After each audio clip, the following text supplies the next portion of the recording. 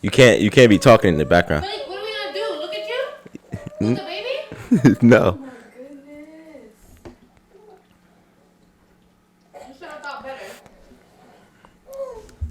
Goodbye. Go watch the movie. Yo, this is gonna be a chaos episode. I can already tell. Yo, welcome to another episode of Those Who Trust Podcast. Got my boy in the building, Josiah. Come. all these cameras is on.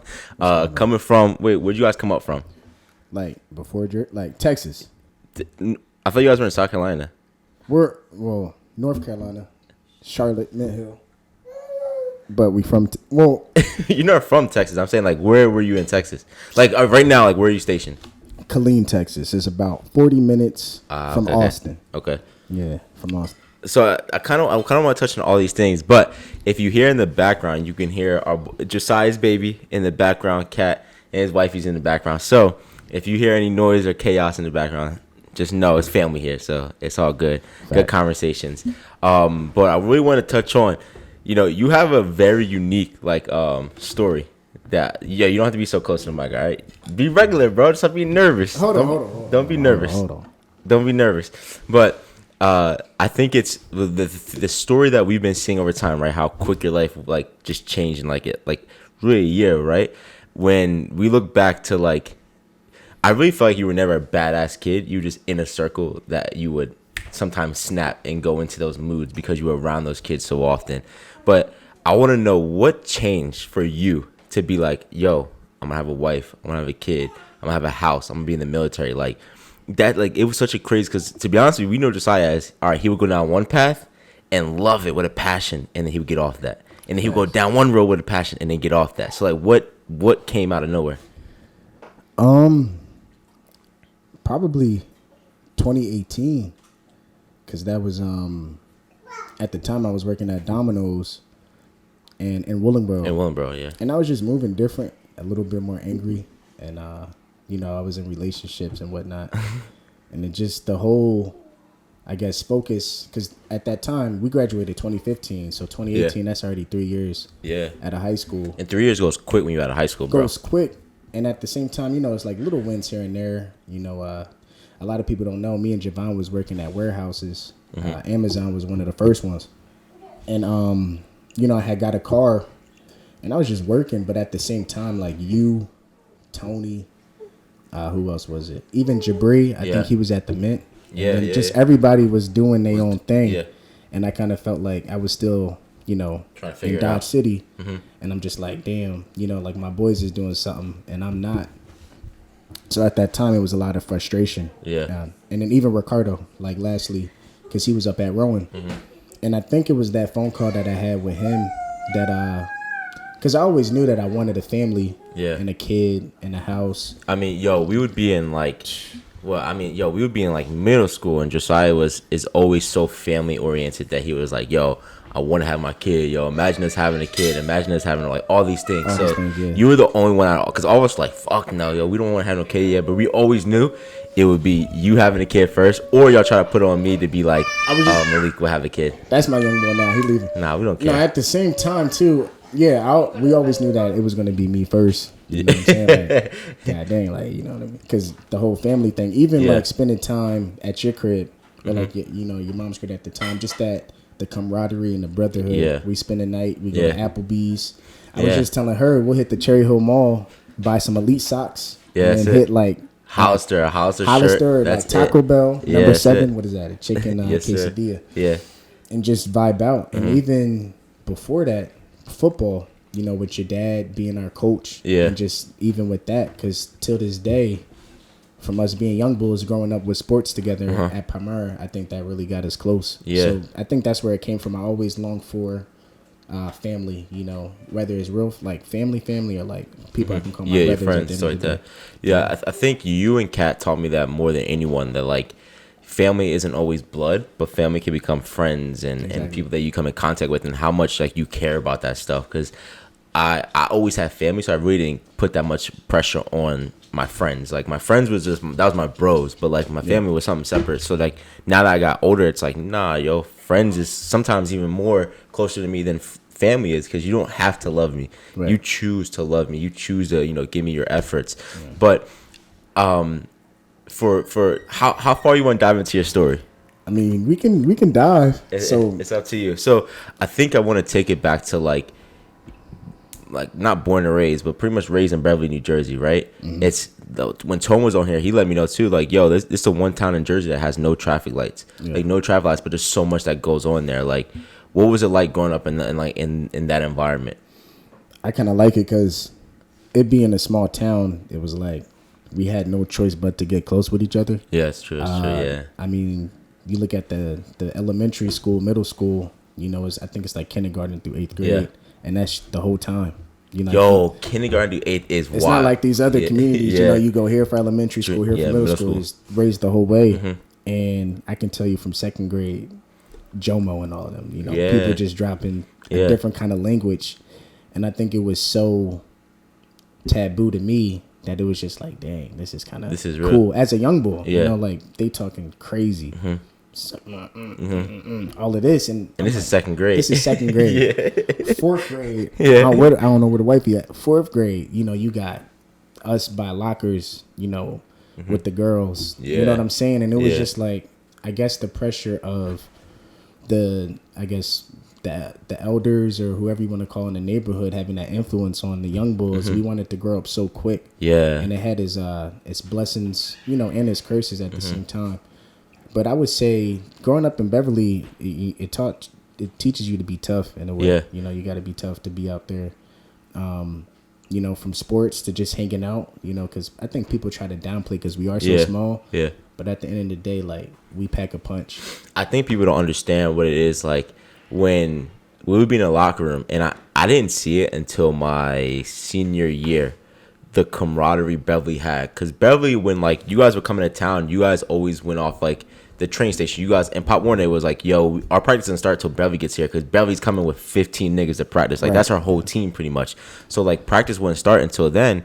So we would be sitting there waiting. But then in high school, like, I didn't see it until there was a fight that happened in practice one time with Tone. I ain't know who was fighting, but when Tone got in a fight, but I saw like, oh shit, like, yo, to be honest, like, these are my brothers, but like, if niggas wasn't my brothers, like, niggas would rob me, like, rock with me too, like, because it really is Beverly versus everybody. Like, it really was, yo, Beverly's gonna hold down Beverly because Beverly knows what Beverly's been through. Like, you guys have been together since 2nd grade, and coming into high school, you guys are like, yo, it's still us. Like, no matter what, we hold each other down. We take the bus home together. We take the bus to school together. Like, it's always us. So like, I saw that camaraderie, and like, I think that it can have a positive and negative influence, right? Like, when you look up to like the street dudes, you're like, yo, they're the coolest people in the town. I just want to be on the corner with them. It's like, that's all you see. That's what you're seeing around. But I think it was unique because everyone knows Josiah went to Rowan, but Josiah didn't go to Rowan. like that's the craziest shit. Like, people don't understand. Like, Josiah was at Rowan. Like, how did that happen for you to be at Rowan? All right, so boom. I mean, we out. This story is crazy, bro. So what happened was, like I was saying, back in that 2018, I had got a phone call from Ricardo. Or we call it, like, up there, he's Rico, but me and you know him as Ricardo. You know, and this is how far back we go. We go so far back to us going to the mall and like going to Outbeats, and like Ricardo being like, yo, he never really had, none of us really had anything. So like, it came to end of it, like, yo, let's do 2 for $20. If I have to kick him more, I'll kick him more. Exactly. Like, that's what the vibe was. Like, it's so crazy. Like, look, everybody, you know what I'm saying? And I mean, they'll probably crack jokes like, yeah, that, of course, he broke ass nigga over there. But at the same time, only order water and lemon. You know what I'm saying? If we all order food and we all give him something that he eat that's too. It. Yeah. So with Ricardo, I'm gonna call him Ricardo for the video throwback. So with Ricardo, he had called me up one time and was like, yo, bro, you out here wilding. You know, at that time, you remember when I had went to I got locked up that time. I was trying to put me on the t-shirt, and there was a testimony in that too. The young boy I was in there with, his name was Aaron, and he happened to know my family. Really? Yeah. So like, when my dad came and picked me up, I wish we could find that mugshot, bro. I know. When my dad came and picked me up, it was like a realization, like what was the point of me and him being together in the cell? Like, is it like, if I keep going down this path, is this where I'm end at? So I kind of thought on that a lot. It's pretty crazy when you think back to, like, you didn't fold after that moment. Like, you completely changed. Like, life changed for you after that moment. Yeah. And I remember the moment, you know, and some people like to say I live life cinematically, but my dad was, you know, it was the bars between us, and he was like, what are you doing? You know, like, you're out here wilding. Basically, he didn't say you out here wilding, but, you know, his silence was enough. His silence was loud in a sense. Like, it spoke. he spoke without speaking. And then when I got the call from Ricardo, he was like, "You out here wilding, just come up to Rowan, like we can do this over, we can start over." Yeah. And I was angry at the time. I'm like, "F that, Yeah. I don't need your help or whatever." And then I hung up. But at the same time, I knew he was right. Yeah. So then one day it's just me and my little brother, Josiah. He not Shout so out to little. Josiah too, shout bro. out to Duke, Doing big things also. Yeah, the same situation. It's crazy. Like, so one night he's just chilling. He's in the back room. I'm like, "Yo, bro, I'm leaving." Yeah. And I made a promise to myself. I'm like, I'm never coming back. Not never coming back until like I guess it's right. But at the time, it was never coming back Until the position is right. Yeah, but I was like, I'm not coming back. Because I didn't want to get sucked into just staying there. Because Yeah. I think there was a comfortability at the same time. I was frustrated because y'all was doing what y'all wanted to do, but at the same time, it was comfortable to me because that's what I knew. So then I packed up my Avalon. Yeah. Oh yeah. You did have a car. I packed up the Avalon and I just drove up to Rowan. Yeah. And then that first night, I met Yasmin and Jay. Shout out to them too. Yeah. And then from there on, it was just like forward from that point on. Yeah. And then some things happened to where I was able to stay at Rowan. Like sleep my head wherever I needed to just to, people looking me out as far as washing my clothes, making sure I ate. Yeah. And it was basically like, "Yo, you here for this amount of time. You need to find a job. You're not going to be smoking weed, doing all of that stuff." But that's not who you were regardless. Like You weren't that guy. And I told people too, like, and this is no knock on people from Dodge City, but when I guess you're like trying to find yourself, you're going to go any kind of way, especially if it's, I guess the foundation is like frustration and anger. Yeah. So I was doing things that I really wasn't really in my personality to do. Yeah. And then from Rowan, just from there, I just never looked back. And then I think it was unique in the fact that like so many people were down to like help you regardless. Like so many people were like, because when I came into the dorm room, I was like, "Yo, like." I didn't even know him, and they was just messing with me. This white boy is allowing like a whole nigga like just to live in his room. Like it was it wasn't like an apartment. It was a 1 bedroom, 2 beds, and then it was just size space. And it was like, yo, this is crazy. But it's like you got around the right people at Rowan. Like the people at Rowan that you were around were like the most genuine people. Like they were always cool. I worked with them in Res Life, and like they were always just genuine people. No. So everyone was holding you down. Like I felt like everyone knew, like, if you live with Ricardo, like, yo, Josiah's coming with Ricardo as well. Yeah. And, like, everyone you came across, like, Chad, everybody was like, all right, like, all right. Like, it's a dude trying to figure out his way. And I feel like everybody would have been in that position. But, again, you didn't go to Rowan. Like, there would be times where I'd be like, yo, how would Josiah in a Rowan play? Like, yo, this nigga was in a Rowan. Like, you guys don't understand. Like, he was in a university play. I was in a university play. I was in the choir. I was in the... You got to chill so I don't laugh. What is it? I was in the choir. What else was I in? I won Best Rowan Hip Hop Rap Contest. I did that. Nigga had no student ID. Bro, I was at Rowan. He was living a college experience. I was having a college experience. But that's what I tell people all the time. Like people that don't get it, like they're like, college isn't for me.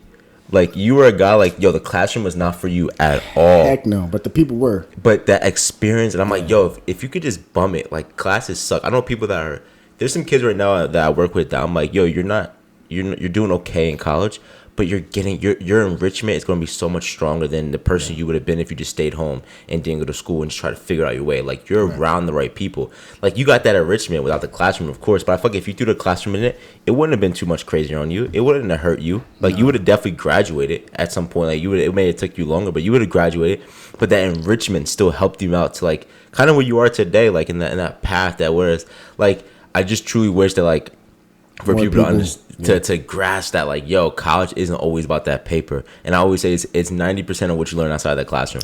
It's kind of like with anything, and at the time too, because I was at warehouses with Javon and everything, and it was all this like fuck college, kind of wave and everything, like And for me, I can't speak on him. For me, it was out of frustration, out of jealousy, because that's where y'all were. But at the same time, when I got there, it was just a whole different world. Yeah, you have no idea until you experience it. Yeah, and like you said, the authentic, or what's the word I'm looking for? The authenticity, or whatever how you say it, with the people, genuine people, just genuine people that really rock with you. Yeah, man. Because they didn't know me, but they just rock with me, and then it was just a good time. Yeah. You know, I look back at it too, and I'm like, I always say it all the time Yeah. for my boys in Texas that I rock with now. I'm like, man, if I would have met y'all there, you know, but Yeah, I that's mean, another story. that was so pivotal in your growth. But so then when we look at like you're in college, like you kind of had a timeline too. You knew when Ricardo graduated, what am I going to do next? Exactly. Like you had that timeline I got figured out at some point because he's leaving here. Like I'm not going to have nowhere to go and places like that. So what do you end up doing? Like what makes you say, okay, all right, you're in the Army, correct?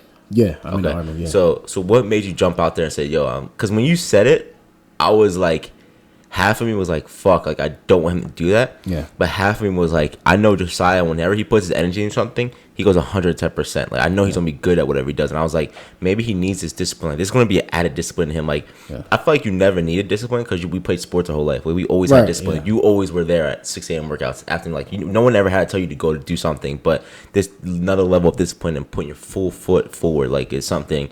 And it was a little nervous of like, all right, is he chasing his girl? Like I know his girl is in the Army and stuff like that.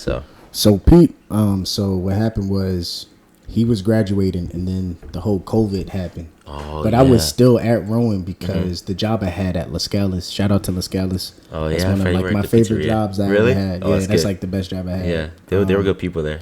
So when I was working there, COVID happens, and I end up moving out of the situation that I had with Rico, where I was I had my own spot. But it was like just a room I was paying for with some other dudes. Yeah, I remember that. Yeah. So what happened was I was planning on him if he was going to be at Rowan or not, because I didn't know what his move was, and there was talks what he wanted to do.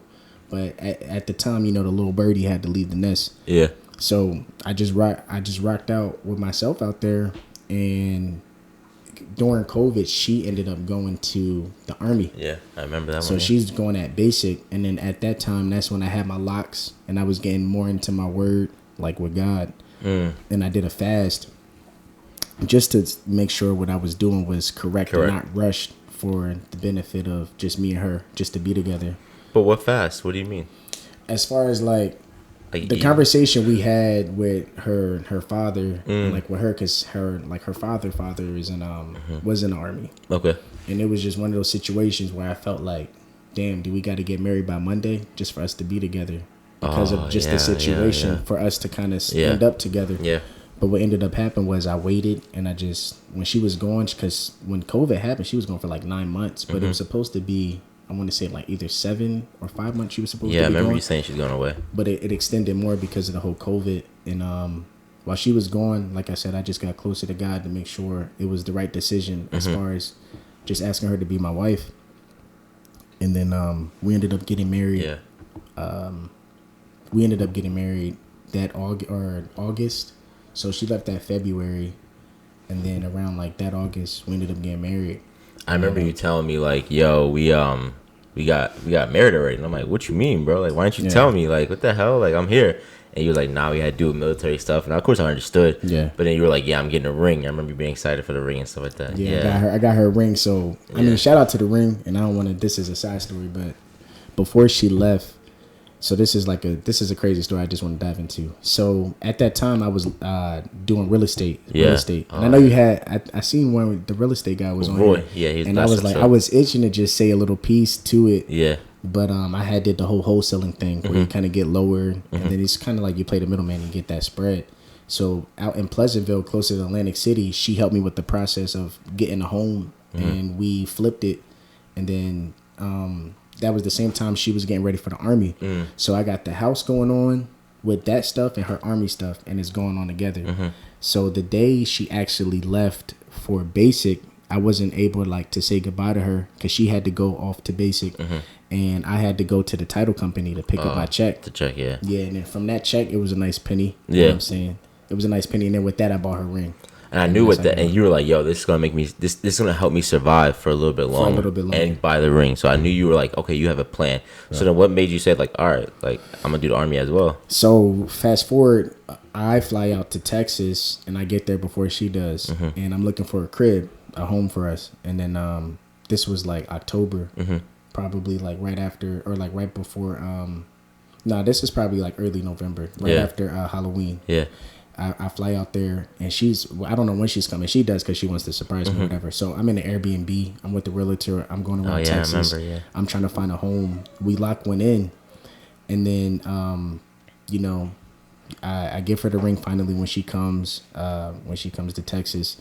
Fast forward a little bit, I'm working these jobs, and I'm just like, I can't do this no more. Yeah. It's the same thing. I'm on something for a little bit, and I hop off, and I get a phone call from my older brother, Jeezy. And from that conversation, it kind of just changed, I guess, my life in a sense to where I'm at now. Where he was like, what was his game? His game was like, you know, like, because at that time she was pregnant, and I think we just had found out. And then he was like, you know, what are you willing to sacrifice for your family? And we were on the phone for a little bit, and he was just talking to me, and I'm like, dang. Like, after the phone call, I'm like, this can't be a situation where I just want to quit. You know? But I didn't want to be in a situation where it was just so easy to quit because I wanted to give up. I wanted to do something that I liked, and I didn't want to. I didn't want to do something I didn't like. You know, and just be stuck where I'm like, dang, I have to do this for my son. And then what happened was, after the phone call, it was one of those things too where it wasn't a lot of thinking on my part. You know, I guess kind of like a flip coin, like, I'm gonna join the Army. Really? Yeah, I was at the crib. She was at work. It's just me. You know, the house was nice though. You know, the dishes was done. The laundry. She came home to hot meals. Nigga's fucking for his life. You feel me? Nigga, what was it called? You a homosexual. You was homeless. Yeah, That's what they call it. That's what Gillian said. They said you a homosexual, bro. You fucking for your life. She go out and buy me stuff. I hug her from behind. You know that. GameStop. That's hilarious, bro. Nah, but what happened was, so I was like, nah, I got to do something. I'm gonna do the Army. So I called her, and she's like, stop playing. Like, what did you have to tell me? I'm on the phone. I'm like, nah, I want to join the Army. She's like, okay, can you really tell me what you want to do? Because I was same thing with the whole college thing. I'm like, man, F the Army, I'll never join. But a lot of people not gonna a lot of people don't know this. I'm not gonna say not believe it. Mr. J, Javon's dad, when we would go play basketball, because he used to pour in us too. It was further than basketball with him when we used to go to Riverton. Oh yeah, he always give game, bro. And something that stuck in my head, a seed that he planted years ago, was like, you would be good in the Army. Like, you would be good in the military. He said that? Yeah, he said that to me. He was like, it wasn't the Army. He was like, you'll be good in the military. Like, because you have the discipline already, kind of like you were saying. You play sports and everything. Yeah. And she said the same thing. You know, my wife would say the same thing. Is he military? I don't know. I don't think he is. No. I don't think he was. But he saw, like, he poured into us on those basketball courts where he kind of got that dog out of us. Yeah. And he was like, you know, like, you will be good in the military. Yeah. And I was gonna join back at the military with Jabri back in 2015. I think we went. We were trying to do the Navy at the time. Jabri who? Brinkley. Brinks, nigga. I wanted. Yeah, me and him we was in talks as far as just joining the military. Really? Yeah. Oh, and then that's crazy. I know it didn't work out. That. Yeah, it didn't work out. And then, you know how with school teach, like, I guess the class that's graduating, they'll say on the wall, like, went to this college or whatever, like that class. And then I was up there for Air Force. So you still in Palmyra's Air Force? Yeah, it was Palmyra for Air Force because that's what I wanted to do too. I wanted to. To be honest, that shit is kind of dope that they do that, but it also puts so much added pressure onto people. Listen, man, I remember it for the bad reason. I'm like, dang, I had Air Force up there, and I'm here at Domino's. You know, at that time, I would think back to that. Like, damn. Yeah, that's that. When I walk the hallways, and it's funny, I look at the thing, you'd be like Javon put RCBC. I was like, he was never going there. You know what I'm saying? Like, niggas is never going. The people I know, it's like crazy when you look at people's lives that do that. Hold on, let me check something real quick. Yeah. Is your mic good? Let me see. Talk one more time. Check. I don't know why I don't like your mic sound. I gotta take these headphones off because I'll just be being a dickhead, like, worried about it. Check. Check.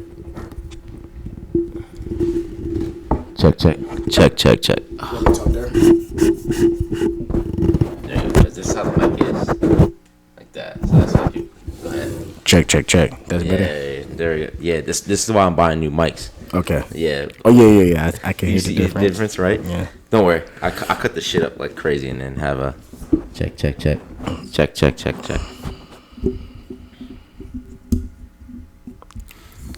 Check. Yeah, we good. Yeah, I like that. Fuck this. I can't stand these headphones. I'm off the headphones. You don't need to wear it if you don't want to. Alright. You want to? It's up to you. It don't matter. Yeah, I like just being able to we could put this under. Okay, yeah, facts. Put them right there. Yeah. Okay, yeah. But when we looked at like, I think that's like I always think that people put more thought into joining the military. They're like, oh, I'm going to like save lives and defend my country. So even now, like I always say, bro, I would never ever in my life fight for this country. Like you couldn't pay me enough to be like, Malik, go to war for this country because this country don't give a fuck about me. How do you feel right now being in the military with everything going on? Like you're really in a crazy time right now too, with like shit going on. So how do you feel? I would say with the military, it's not hard for me, right? Yeah. Like for like as far as PT, as far as what the military expects of you. Yeah. You know, just things that just the kind of military life. But when it comes to war, you know, we have a saying. It's kind of like that hua, and I would. As far as fight, of course, for the country, but for the reasons of who I'm going with, like I got people that I met from South Carolina, people from Missouri, people from I think Chicago. I think that's where my young boy from. But just like knowing that we can get called to war and I'm with them, it's like I'm a fight for them. Damn, that's a crazy analogy I never thought about. Like because it's like those are my guys, and I wouldn't want nothing to happen to them. And like even the people in like my platoon, and I don't need to really get into the terminology, but just who I'm with. Yeah. Like I don't really rock with all of them per se, but like in a way, if we went to war, like I gotta bring them back home too. Exactly. Oh, okay. So that's what you're thinking for you. No, I'm not saying like everybody. For me, for me, it's just like for you, it's like I gotta make sure my boys are safe. Like, I gotta bring my boy Mo. My boy, we call him Yak. He from Atlanta. He different. I don't know if you met him on FaceTime, but him, my boy Dorson, Evans, Pat. Is crazy though. I know that. Yeah, my boy Patty. All of them. It's just like I would go to war for them. Facts. So that's where kind of the shift is, and for my wife too. Like because she's military with me. If she was to get deployed, it's like first of all, I don't even want her going to war. Yeah, and you know we have conversations, but really, knowing that she could be over there too is like we got to come back home for E. You know, so definitely. It's even like when it's just like so. Have you dealt with like in the military that there's like people always like there's still racism that exists even in the military? Do you see racism exist in the military? I think you can. In my case, no, not really racism. Okay. No, I haven't experienced it. Yeah. And at the same time, too, I guess the people that's in the military now were the people that joined back in like 2001 when 9/11 happened. Oh, really? Yeah. So like a lot of them, like they're coming up on retirement. You know, 20 years. You know, whatever that's coming up for them. So they're kind of getting pushed out to where like you know the leaders now is a bunch of my fault. It's just a younger, I guess, generation to where like racism still does exist, but like I could see old army. We call it old army. Like I could see that being different. Really? Because a lot like I think the army changes with the times too. Yeah. Like the civilian world, as far as just like things from the LGBTQ, all that stuff, to like you know different cancel culture movements. So like they can adjust to where you know they need to see fit just in the world that we're living into. But do you see that like have you seen like the old army like give you pushback in regards to like how shit is now, or like are you guys fighting against like young and old? Yes. Really? I would think so. Yeah, because the thing is like when I joined, which was last year, it's kind of like the new army. Okay. So like they're a little bit softer, you know, as far as what things they can do. Like so like a drill sergeant is when you go off to basic whatever, and those are the people that are charging you for whatever amount of time you are with them to like train your job. But like even their approach, because that's where it starts, right? Like that's you new to the military. Old army, they could take you like in the back, the drill sergeants, and you talk crazy the wrong way. They're like, yo, come here, private, like, you know, come to this closet with me. Bop, bop, bop, you know, beat you up. Now you can't do that. I would love that shit, though. That's what I'm saying. Like, when I joined, I kind of wanted that because it's like where I'm from. So it's just like, all right, let's just see how tough this really is. And then when I went there, it was like. So there's a funny comedian, Shane Gillis. He went to Air Force Academy. I think he went to Air Force Academy for football. So he was there. And after like the first week he quit. He was like, I'm not doing this shit. And they asked him like, yo, how is it? They're like, yo, how is like in comparison, like he was like, yo, college football is way harder than basic training. And like really, he's like, college football, like he's like, I went to a D3 school that their camp was harder than what I experienced. Right. Yeah. There. Yeah. So like, how was it actually going through basic training? Like everyone always talks about like when I look at basic training, it's always like this. I always say in my next life I'll be a SEAL. Like so I'm like, yo, if you're gonna do some stuff like that, still makes sense. Yeah. And I'm a good swimmer. I'm a nigga that's a good swimmer. If you want that real, we call it like that hua, like that real, I guess, military experience. The SEALs, you got Rangers, you got Special Forces. That stuff, their training is different. Yeah, their training is, because that's like top tier people. So do you feel like when you look back at like, I don't know, it's not at that level, but like high school football and like basketball camp, was it different than what you experienced there? Or was something a little harder or different? I would say football. I would say like football. Remember, like we had 2 practices a day. Yeah, like we would go in the heat. Yeah, I would say that was more harder than basic training. I feel like on a physical standpoint. Okay. But from a mental standpoint, because you're away from family, you're away from things that you know. I would say mentally it messed with me more because she was pregnant at the time too. So I was really thinking about her. Yeah. So more than anything, that was the hardest part for you. Think that was the hardest part was just the separation. As far as physical stuff, like the tiredness too, because you guys are up so early. Yo, the first couple of days, bro, they call it it's in processing, bro, and they had this something called the 43rd, and it's just like you get all these shots. They getting your information. It's just admin work. For like 5 days, and boy, you tired. Really, just because it's a thing too, like. With the Army, I don't know about the other branches, it's like we rush to wait. Like they rush you for you to be waiting for something. So like, really? Like let's just say like it's a special. It's just we have a speaker that's coming. Retired whoever, sergeant major. Like they'll rush us on hit times on where we need to be, and we really make those times. And then like we get there, and like we'll be waiting for like 2 hours or whatever until the person comes. So it's like you rush to wait. Yeah, it's like out of respect almost of like. To make sure he's not waiting on us. But sometimes it's like, bro, like I could have slept for like another hour and still get up. You know what I'm saying? But it actually kind of sucked because my first day, because they don't do like Hell Week or none of that stuff anymore. That's what I'm saying. Is going like it's changing with the times. So this little shark attack they did with us was really us getting off the bus until we got to our barracks.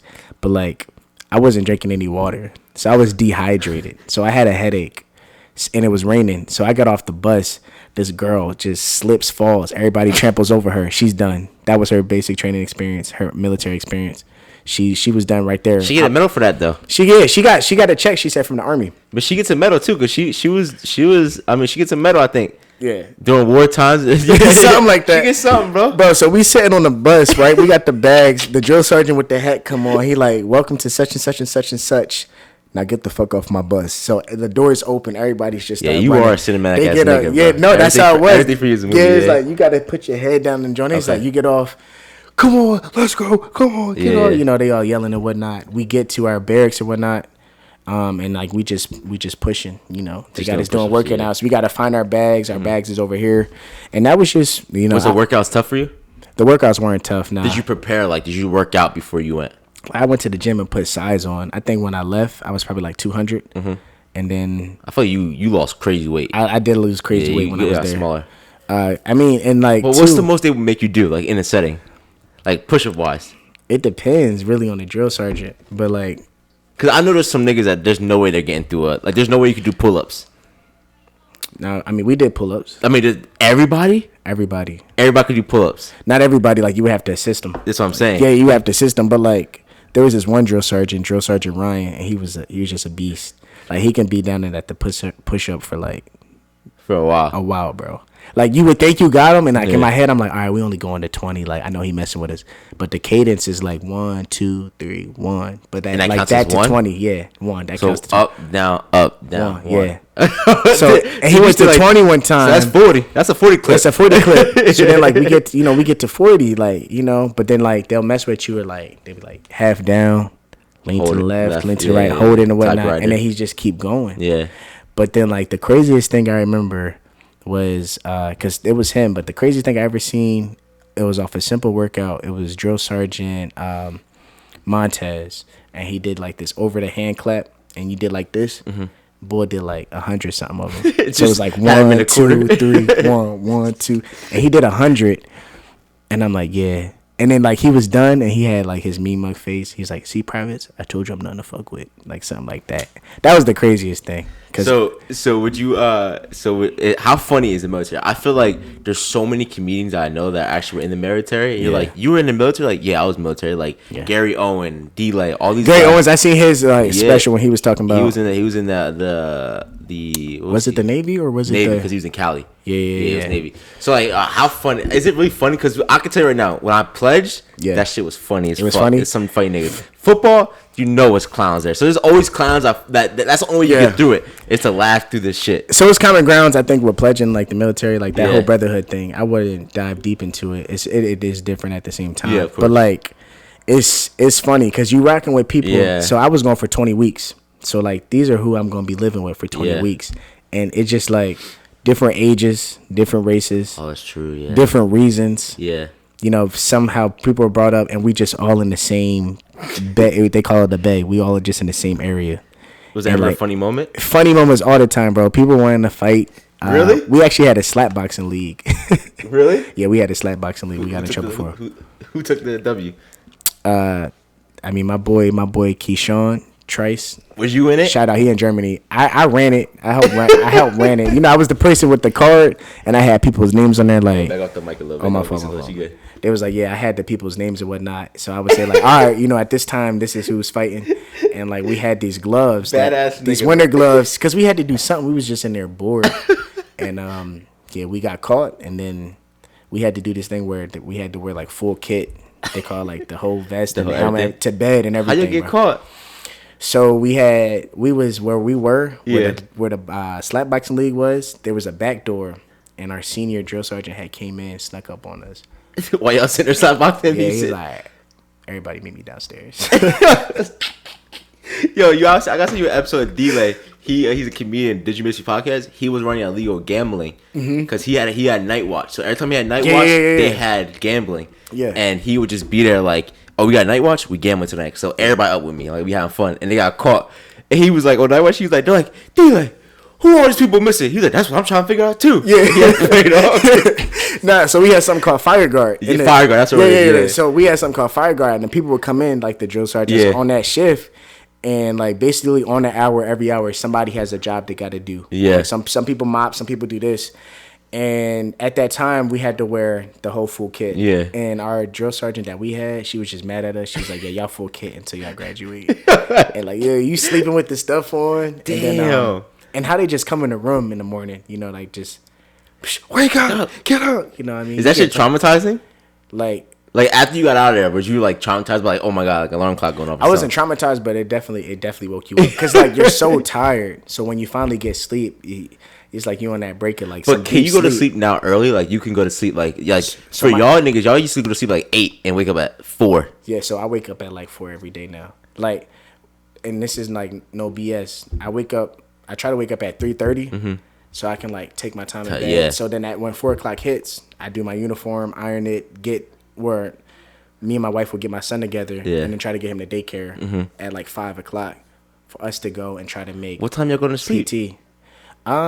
So for me it's different because so I'm military police. Yeah. I'm the ops. Just in case y'all know. So my job is a little different in the military. So with me I'm working night shift right now. Okay. But when it wasn't, it was just like I would get home around like probably like 9:30, 10. So now you're working throughout the night. Now I'm working like the graveyard shift.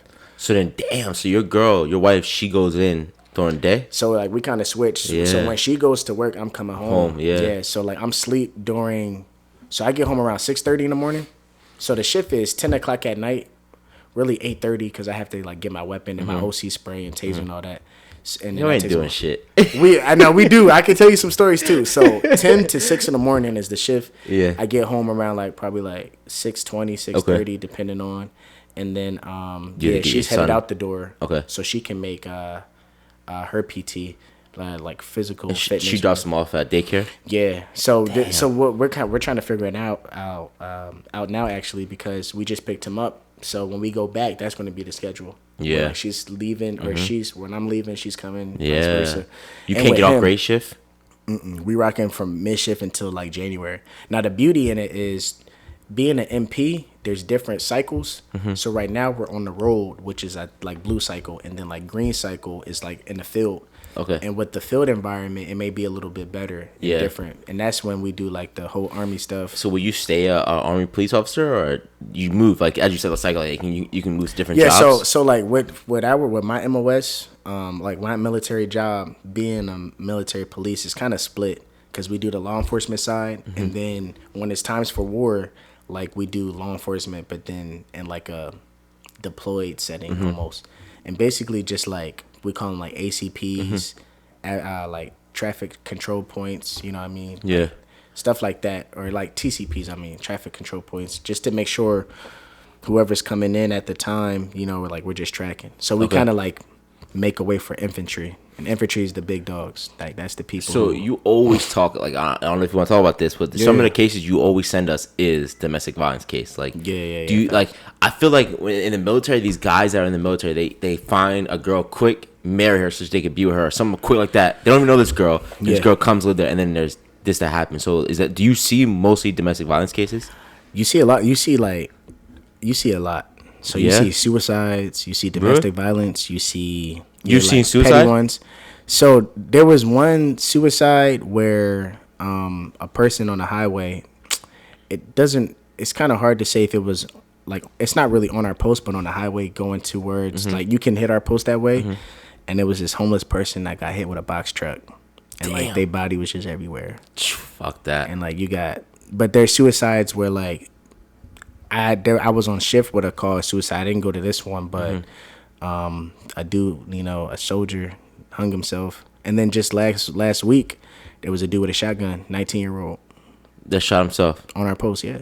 So, like, it's mental, like, why do they deal with so much mental health issues when, like, they're not away at war? Like, why do you think they're dealing with so much there? I think it's new. Like, when you're 18, 19, like, and you go to college, you're stressed because it's a new environment, but you have people there, that can... Do you guys have that support, that mental health support there? So they do, and for some reasons, me being in the military, I can't touch on it. Yeah. But I can say, like, it's a checkbox. Oh, yeah. That's everywhere, though. Sometimes it's everywhere. It's just a checkbox. You know what I'm saying? Like, because not a lot of people... Yeah. Let's just say us first. I can use us. Culturally, they'd be like, you got to go to therapy, bro. Yeah. But, like, black people be like, bro, I'm not paying money to go talk about my feelings with somebody. Someone I don't know. Yeah. So it's that I'm just guessing. I don't know. As far as with them, it could be like, I'm here in the military. I could go to this place, but if I go to this place, am I considered crazy? You know what I'm saying? Yeah. But I think just being away from home, and then just like...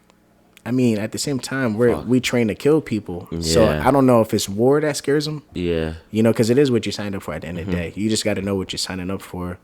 But a lot of the times, it's like, it's a younger age. I would say like between 18 and 23. Wow. Yeah. Damn, that shit's so crazy, man. And at that time, too, you got to think, like, when I was between that age, it was like I was figuring out life, too. Yeah. Back in like 2018, like I said, we was trying to figure out things, but they're trying to figure it out in a setting where they're teaching you how to prepare just in case we go to war. So it might be just a little different. Wow. So if you can go back, would you do it all over again? As far as the military? Like, let's say your life, if someone's like, yo, I can offer you a road to college or I can offer you a road to the military, which one would you choose it again? I would do military because it just fits. I don't got to sit in a classroom. And it fits who you are as a person. Yeah, and sometimes I think, too, like, it has its blessings because I met my wife. Like, we met in school. Yeah. You know what I'm saying? But, like, as far as starting over, it would probably be the military. Go over the military again. Yeah, because, like, the people, and this is how it works, too. I'm, like, a lower ranking right now. And you know how you go up in ranks. And the people that are my age, they're higher rankings. Because of the degree? And I'm like, no, not necessarily the degree, just time in service. Oh, really? So, like, they could be, I'm an E3 right now. They went straight out of high school. Exactly. Oh, yeah. So we could be the same age in different ranks because I just joined, but you've been in since 2015. Facts. And it's just like, if I would have stayed in, I could be at this position. Yeah. But it's going to happen eventually. Okay. But it's just like one of them things like, I would do military. So what advice could you give the kid like you that lives in Beverly, lives in Burlington City, lives in Willingboro? What could you give that kid to, like, I know your situation is fucked up. I know you're around, like, the environment is sometimes controlling you. That's not who you really are. Yeah. Well, what advice could you give them? All right. Okay. I would say,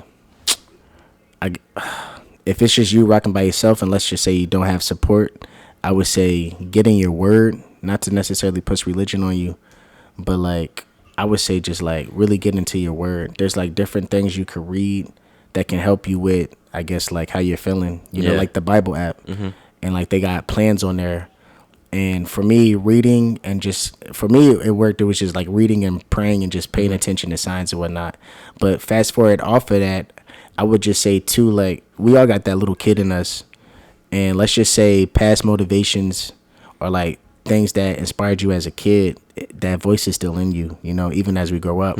I would say don't lose that too. Like pay attention to that. Because with me, I always knew, like you said, when I was a young boy, that this was the goal. I wanted a family. I wanted a kid. I wanted a house. I wanted everything. It's like, how was I going to get there? So like if your goal is to, whatever your goal is, you know what I'm saying, just still pay attention to that. Don't lose that, you know, because a lot of my success actually has been when I kind of backtracked a little bit. Like the house I gave up on, and then I came back to it, and then I made $20,000 out of it. You know, like the military was something I wanted to do back in 2015, and then I forgot about it, and then I did it fast forward. So all these little things that I wanted to accomplish, it's going to come with time. Yeah. But yeah, you definitely got to have a foundation of some kind of higher up. It don't got to be, you know, I'm a Christian, but whatever y'all believe in. But just kind of have a foundation with that. And then me and Ricardo, we talk about success all the time, like what makes somebody successful. And it's just as long as you have a goal, you kind of fall in love with the process and like in actual steps to get there. And you're at that any day, no matter if you're in a nice crib, 1 bedroom, 2 bedroom, you in your car sleeping. As long as you're moving towards that, you should be straight. And it sounds cliche, but I mean, there's a track record. Like there was times where Rico didn't have a place to stay and he stayed with me. I didn't have a place to stay. He stayed with me. I stayed with you, you know? So there's a track record of people out here who you're looking at who's successful. I mean, this dude graduated in college. I remember, you know, that was a goal of you when you was a young boy. You know what I'm saying? Even with, you know, having the foundation of football. Yeah. And then even the podcast and just doing things that he wants to do. Yeah. You know what I'm saying? Like, and it could be something as small as like a sneaker collection. Like just, you know, just small stuff. Shit. Like whatever you put towards, like something's gonna come out of it. It's funny, growing. We were those kids that like I felt like I was.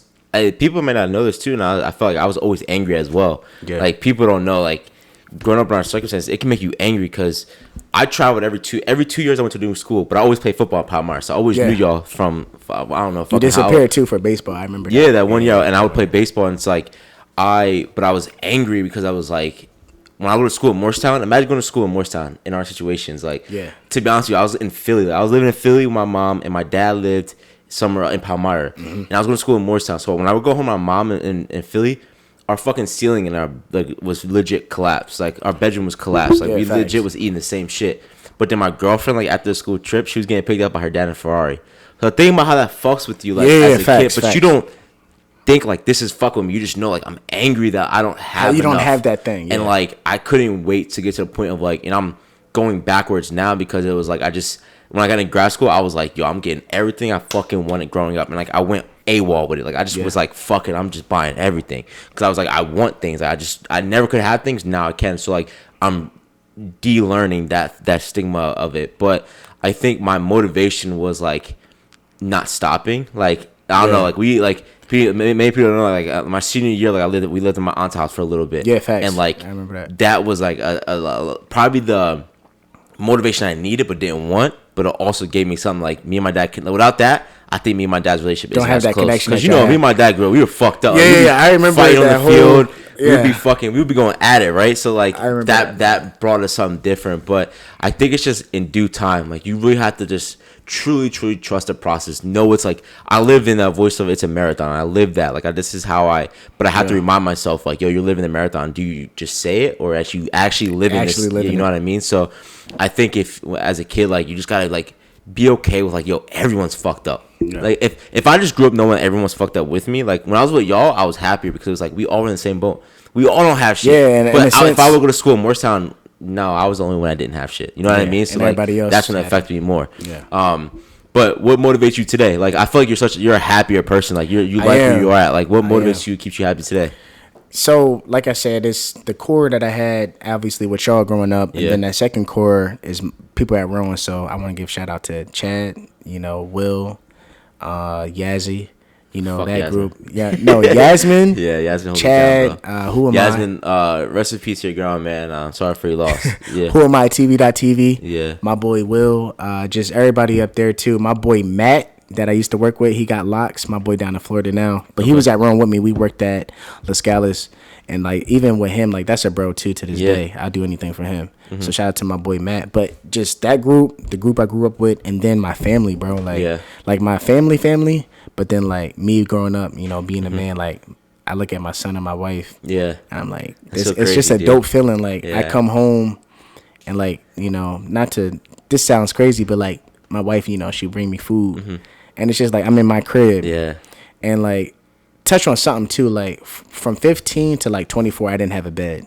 Yeah. I slept on air mattresses. People, I didn't want to touch on that, but like, yo, I slept on if people want to couches. know his story, like, yeah. I slept on like, you know, I slept on floor. Like even I slept on the floor. I slept on the couch. And I'm like, at man, whose house?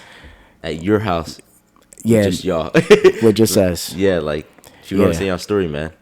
And then I said like the first thing I'm buying is a king size bed. And you got that, John? That's I got that, Yeah. a washer and a dryer, because with the washer, I was washing my clothes at the high school in the Bro, basement. doesn't that shit like it motivate you, bro? Yes, people don't understand. Like I would take the bus, I would have my dirty clothes and then my brother's dirty clothes, and I'm washing it at my high school's basement because the principal allowed me. We 'Cause had of the washers situation. there? Yeah, in the basement. Really? I didn't even know that. That's crazy. Yeah. So I think it's like it was a room not too close. You know The where the boiler pit. room. Yeah. Yeah. So I would wash my clothes in there That's crazy. Why didn't you never tell us that shit? because it was just like I don't know. Nigga, I would have gave you some shit to wash for me, nigga. I like, yo, I why thought you meant like why didn't I tell you the situation? No, but why didn't you tell us? Yeah, you should have told us. I don't know. It was just frustrating. I was just mad. But like, Yeah. I said, yeah, like, or like just washing our clothes out in the tub and then like hanging it outside yeah. somewhere or whatever. Just like stuff like that. I'm like, man, it's a better way of living. And that's no knock on like Yeah, your family. my parents or anything. Yeah, not at all. It was just like, you know, I want better for myself. Yeah. And as I should, you know, like, you know, my dad would be like, you know, if I could be a dad like you, like I want you to be better than me. You know, Yeah, so like they of know. course. And Yeah. same thing with him when my son becomes a dad someday. Yeah. It's just better for his son. Generational growth. That's Just what it's about. growth. But Yeah. like when I look at my son and my wife, and I'm like, dang. And my wife can tell you, I have these moments where like I'm around the crib, and you know, like Will Smith when he was the episode when everybody So moved it's out. like it's a cinema. So I just sit in my crib Yeah. and I'm like, Yeah, bro. my wife will be on the couch and like he'll be laughing. Yeah. And like there's food in my fridge, food in my pantry.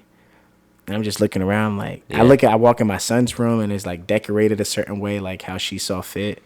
Only I'm this just nigga like- knew, bro. Only this little nigga knew. I go to my garage, bro. I just take it all in. I'm Yeah. like, yo, like I'm here. That's a good realization to do. Like that, I have to find myself like acceptance and being happy. I have to like Appreciative, Yeah, yeah. be ready, like appreciate the moments, because I'm someone that's always like just fast. Like I'm like on to the next day, on to the next day, on to the next Yeah. day, and like, and Kat does that for me a lot. Like she reminds me of like, bro, like remember where you came from, and like I'm like, fuck, I need to be happy. Like where what I have. Like if I look back to what I didn't have, like, Yeah.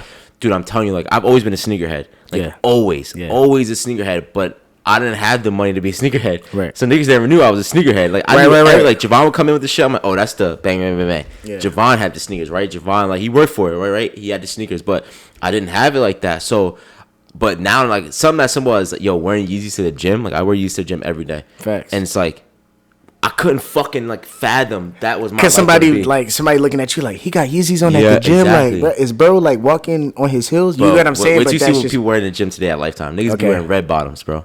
Red Louis That's just Vuittons what in it the gym. is. But I do the same thing of like in my like for me it was because my family structure was my mom lived in Fleet, my dad lived in Palmyra.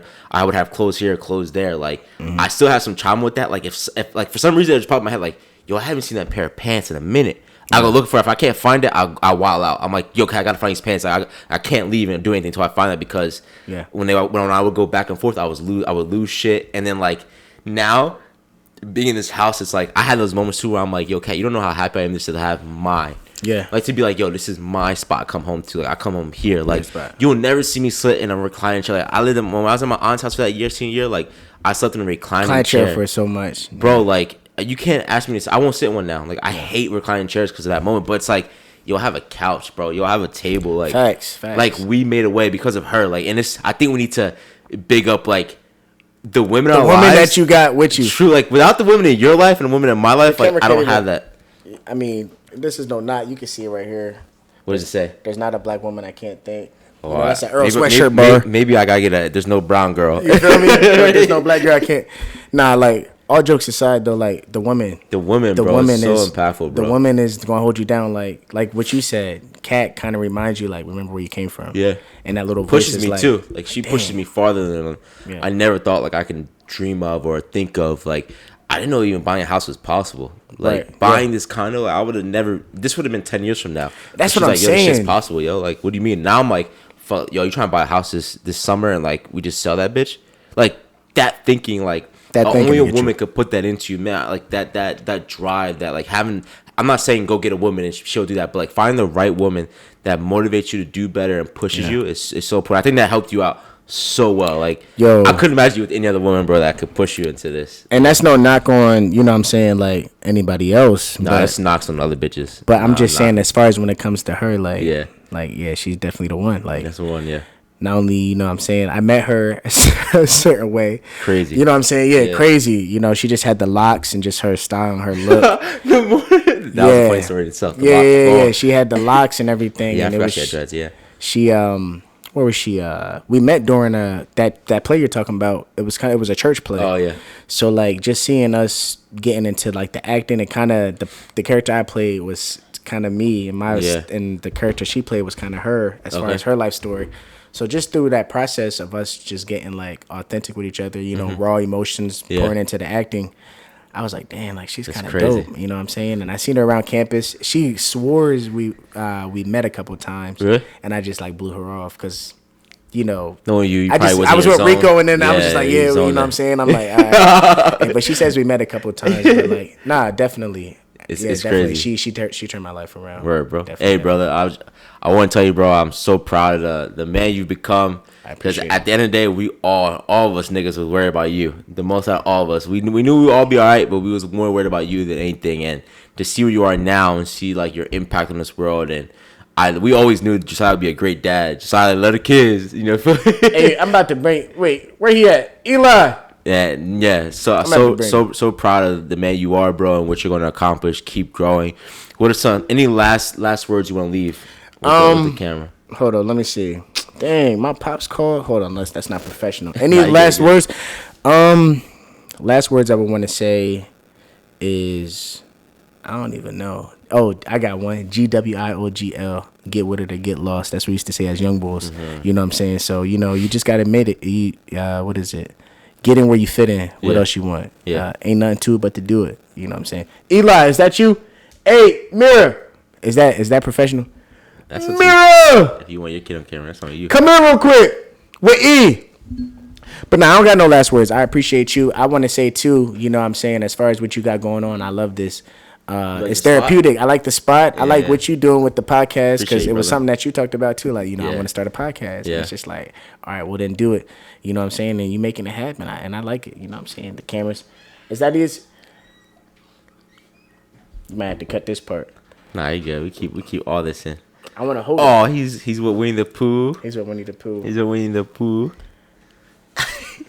Hey, bro, you keep your breathing into the mic, big dog. I don't breathe into the mic. Nah, you good. Look, chilling with daddy. You chilling? I don't know if they can see. This the mic. Yo, what's your name, little man? Bro. Ready? Look, I'm gonna try to sing to him. Come on inside the room. Live in your heart with mine. You never know what you find till you let a little love inside. Hey, do. Nah, but this is cool. She gonna be you gonna be a center too, bro? Yeah, he definitely lineman. He definitely lineman style, bro. Can the mic hear me? Fun fact with the whole center, I play flag football for the Army joint. Oh yeah, on post, and I'm the center. That's hilarious. But like in they league, the center can go out for passes. Okay. They was like, who can snap the ball? I said, I got the history. Hey, he got the grip. I feel you, bro. Hey, I appreciate you guys tuning in. Thank you. Please go watch another episode. We have weekly episodes coming out with sports. Thank you guys. I appreciate the love and those we trust.